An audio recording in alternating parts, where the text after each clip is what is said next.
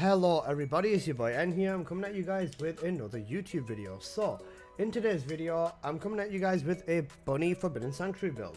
Now, with this, I get around about a 5-minute clear time, which is not too bad for this new dungeon. So, let me give you everything you need to know for this build, so let's get right on into it. Starting off with the maneuvering module for Bunny. Now, this is going to be mid-air maneuvering, so that we can get around the fastest. Now, with Bunny, you want to be taking advantage of her beam because this allows you to nuke bosses very hard. So, for red module, you could go with high voltage, or you could go with superconductor, or you can go with electric charge. I like to go with electric charge because with good range, and with the setup that we're running, this does ridiculously good levels of damage, so electric charge is going to be our red mod for today. Now with Bunny, you do want to focus on cooldown, so let's start off with that. Now with cooldown, we're going to go with MP conversion. We're also going to be going with nimble fingers, and then because we do want to be focusing on the beam to an extent, we're going to go with focus on fusion. So that's going to be our 3 cooldown mods for this specific instance. Now, spamming or cooldown and stuff isn't as important in this setup because whilst running solo, you're basically just vibing. And this isn't a hyper speed, I want to do everything the fastest I can build. I've had a lot of people tell me they're just struggling to survive and the boss has way too much HP and they just can't keep up. So I'm making this fairly easy for you guys to, to rock this build and not have any issues and play it similarly to the way I do. So for the next mod, we're going to add 1 HP mod in. You can choose whether you want stim accelerant or whether you want increased HP or whether you want HP amplification. I like to go with HP amplification because shield doesn't really mean anything to me. So I'm going to slap 1 HP mod into there. Now, we want to focus on range with Bunny as well because you want to be hitting all the mobs you can, and then you also want to focus on your damage. Now when it comes to higher scale, higher tier content like per challenge, which is a joke now, but stuff like that, your power really does scale best with power increase when it comes to damage. The trade-off with power increase is that you cannot be at the full cooldown cap with this module on, so that's the trade-off we do in favor of our damage. Now with Bunny as well, like I said with this beam, we gotta have a good little kick of cost. When it comes to skill cost, you are going to want to go with maximized conservation, so that should be enough for your beam right over there. Now for the last 2 modules, it's damage, and I like to go with crit builds. So when it comes to crits, I'm gonna go with skill insight as well as go with emergency measures.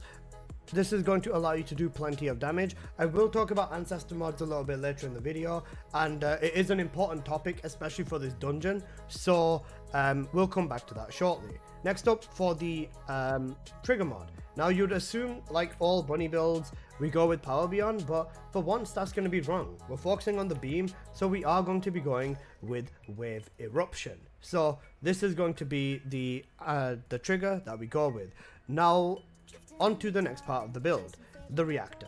But before we do that real quick, I'm going to quickly slot my weapon in, and for the weapon I'm going to be using the blue beetle. So there you go. Now for the reactor, I've gone with electric fusion, cooldown and crit damage. Cooldown and factional damage like Order of Truth or Legion of Breach would also be good, but like I said, with crit builds, your crit damage scales and does good damage to everything, so I do not mind rocking with a crit build specifically in this instance.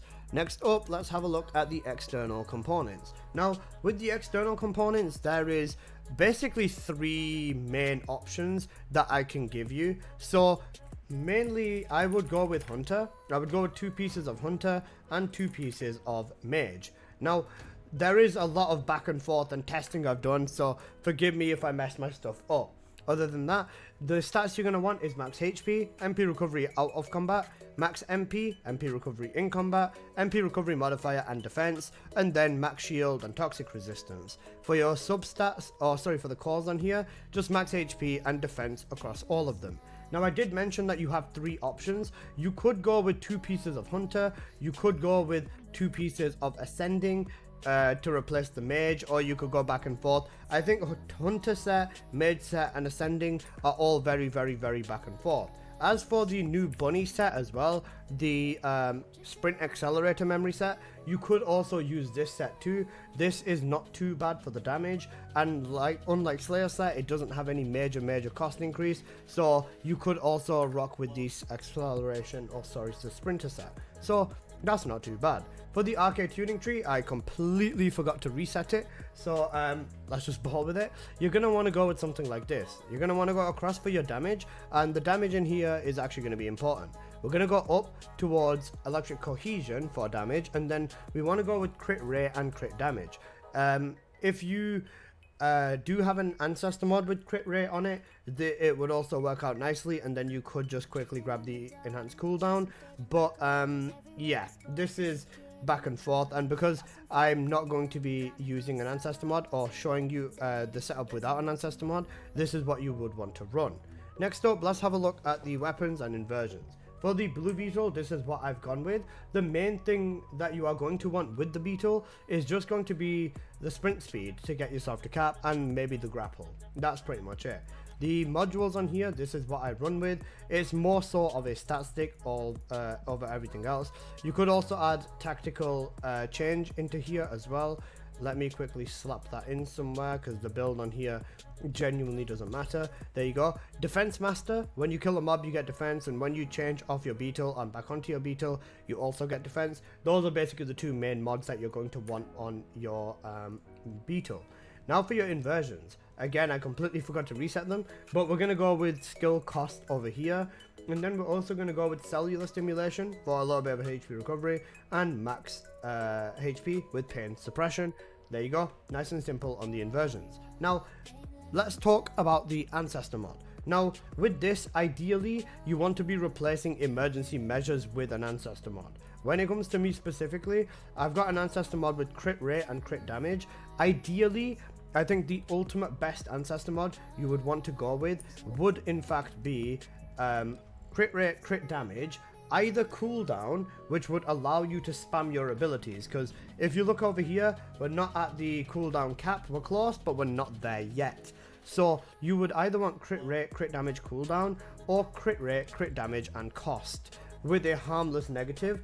I've only got a 2-stat over here, so my stats are higher, but yeah, that's what I would recommend, because the cost would allow you to do the beam more effectively, and crit rate, crit damage just scales the absolute best with crits.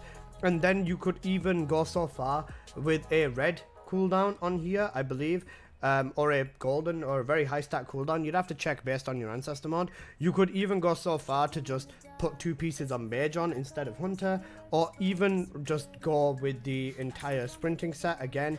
This would also give you more damage in the long run. So Ancestor mods do play a big part in this specifically. So now that we've shown you the build, let's go on into some gameplay. Now with gameplay, I'm gonna cover it in a simple way, but the gameplay, especially for this, is insanely important. Now with this, right, there is so much to acknowledge. Now off the bat, this is the dungeon. You know how to run it to an extent. With Bunny, this is what you do. You use her 1 to get your crits, you run around with her 2, you jump around and proc her 1 as much as you can, and then you just double jump around to get the big electric burst off your electric charge. With how much you move around, it charges up very quick, so you can just jump into hordes of mobs, so on and so forth. Whenever any boss spawns in, you just want to jump straight into him with an electric charge, and then you can just keep beaming. And you can see over here, with the way the beam drains in solo, this is enough to like deal with the bosses without a problem. Now if you did have increased cost on the Ancestor mod for this would be really good. Now I think the biggest thing that I want to talk about whilst we are watching the gameplay though is honestly the biggest thing I want to mention is that the scaling in this dungeon is very interesting. They did say that they want to make the scaling similar, so a solo run is kind of the same as a 4-man run, and when I've been running in pubs and testing that theory, it kind of does feel the same. I'm not gonna lie to you guys. When I was running in a coordinated setup squad by myself with a Luna, 2 bunnies and a Sharon, we were absolutely annihilating this boss in and annihilating the boss and the entire dungeon in under 5 minutes consistently, like 4 minutes something, 420, 430, so on and so forth. So coordinated setups can be very, very fast if optimized. However, an average public run is about 6 minutes, I would say. Maybe 5 minutes, 6 minutes, or 7 minutes, around about that time frame. Now, in this gameplay, I think this run was just over 5 minutes by a short margin. And in pubs, whenever I've been running, because I have also tested this build in pubs as well, just to make sure that it's nice and consistent. It works consistently well, and it's more so getting used to playing bunny. One of the key things I would suggest is you don't want to stop moving ever. I know that sounds simple. Even making sharp turns with bunny stops her movement, so you want to kind of make the turns less sharp and more rounded to do more damage. As you can see here, again, when it comes to the bosses, you just melt them. The blue beetle in hand gives you a crit buff for 15 seconds as well, and with the Ancestor mod on, with crit rate, with high amount of crit rate like I showed, you can get so much crits on the boss and it just becomes a joke, and you can annihilate all dungeon bosses with bunny, including the final boss. Now over here again, you can see it's just a case of running around spamming your abilities, and honestly I really do like this dungeon. If this dungeon was to get nerfed, I think I would be genuinely sad. This is the first time we've had a dungeon come in that genuinely takes everyone 5+ minutes consistently, or 4 or 5 minutes, and honestly I think this has to be one of my favorite dungeons. This is a fun dungeon for sure, and even in terms of gameplay, like you can tell this is not a bad it's not a bad dungeon to run in any way, shape or form. I personally do like the synergy that it brings. It makes you actually have to lock in for once in a while. I haven't actually used my brain in this game in quite a minute. Even Grim Reaper, 10-second kills on him is like kind of cooked, but I really do like this dungeon, and I would be sad if it got nerfed. I think a lot of people just need to play the right Descendants in here. From my understanding, the correct Descendants are ideally going to be Descendants that can like nuke shit. With that, the main thing that I would want to recommend, or the main thing I would want to showcase, oops, sorry, give me 1 second guys. I'll put the gameplay back on for you. There you go, sorry about that. But the main thing is that I would want to show you is going to be this. Oh god, it doesn't let me show both at the same time. That's cooked. Alright, 1 second. I'll show you at the end then. Okay, so this is the main thing over here. Let's focus on the boss fight first. So the boss fight on here is very simplistic. The mechanics on this boss fight are like kind of odd. I feel like there's like little to no mechanics, especially like when you just jump around with bunny here. You can see when you do get your damage off, it really does just shred this boss. And imagine if we had fusion on the Ancestor mod too, even more damage. Like there's a lot of ways, and honestly I feel like solo, if you want to get a good time that's like sub 5 minutes, you kind of need a good Ancestor mod or a broken Ancestor mod. I feel like over here, there you go, my cooldown is still cooldowning, so I couldn't get the beam out immediately, so that would be a way I would be able to save myself a ton of time. But yeah, just in general, I feel like you definitely do need a decent Ancestor mod if you want to get a nice solo time. And you can see here at the end of this run, I got a 5 minute and 10-second clear with bunny. Very nice, very easy, and it's definitely about getting used to playing the dungeon for sure. Learning the spawns can definitely help out as well. Now, 2 things. Number 1, let's talk about the dungeon boss. The Abandoned Fusion Form is a boss with these stats over here. When you look at the stats, it's a level 400 boss, it's breach, so the resistances are kind of neutral. It has 235 million HP, 984,650. When it comes to the defense, 1.8 million, 335,939. Again, when it comes to weapon resistances, it has 1.8 million again, so 1,835,939 for fire, chill, and for toxic. For electricity, there's 500,000 taken off it, so 1.2 million, 239,959. Now when it comes to skills, the resistances are incredibly low compared to this number.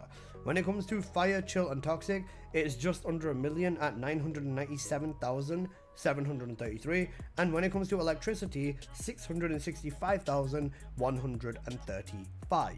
So this is good. You want to be using an electric Descendant, and realistically the only electric Descendant in the game that can actually annihilate bosses, specifically bosses, is Bunny. So you do want a beam bunny or a good bunny, even a non-crate with high cost or whatever.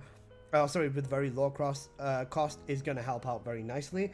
And for scaling in groups, when you're solo, it's 1. When you're in a 2-man squad, it's a 1.288 scale on the HP. When you're 3-player, it's 2.734. And when you're in a 4-player, it's 4.119. So scale all these values by these numbers and you basically get the answers. Not going to go into it too much. Now, another thing I wanted to quickly show as well was that was a solo run that I showed you guys. So what's the difference when you run in a squad? It's basically almost the same. Now you can see myself here going into pubs. I'm not going to show the entire thing because otherwise this video is going to end up being 20 plus minutes, so that's kind of long, so we don't want to go through with all of that. But the basic summary of it is you play Bunny basically the same, and you basically get the same experience. When it comes to your damage is going to be basically the same, or it will be very high damage or just good damage in general. But you can see the way Bunny plays, even in a public squad, you want to basically be playing the exact same way. Good Descendants and like Haley, Nell, Luna is very good for these single target bosses as well. Noise Surge Luna is good for mobbing in here too. Serena is of course Serena. You know, Descendants like that. Ideally you want to be eating into skill based a little bit more. Sharon is really good in here as well. Inace is good for only taking care of the mobs, I would say. Then you definitely want to have a bossing setup. If you want an Inace in the squad, I would recommend an Inace, Luna and 2 bunnies or something like that would be kind of good, or a Luna and a bunny as well. Yeah, this is just in general kind of what you'd expect. And I don't know if I can speed the gameplay up on... Oh wait, I don't want to speed it up, actually, that's not a good point. But yeah, just in general, you play basically the same, and it's a very similar experience. Fast forwarding all the way to the boss fight, because that's the thing you want to see. The boss fight, how does it go? About the same. You can see Bunny just constantly eating the boss's health away. Even in a 4-man squad, Haley does some nice kicks to it as well. Everyone is a good and capable Descendant in here, and ideally, I'd say focus on skill versus gunning. Glay might have a fairly decent setup, but I'm still going to be testing and so on and so forth. If I find something nice, I'll release a video. You know how it is. But yeah, that's basically everything, guys. And I hope you guys have enjoyed this video. If you did, please do smash that like button. And if you are new here, please do consider subscribing. I make plenty of videos on the first Descendant. And yeah, in a 6-minute public run, I did 4 billion damage, and I also got the jackpot. So yeah, that's pretty much everything you need to know. Hope you've enjoyed. Smash that like button, and I'll see you guys in the next one. Peace.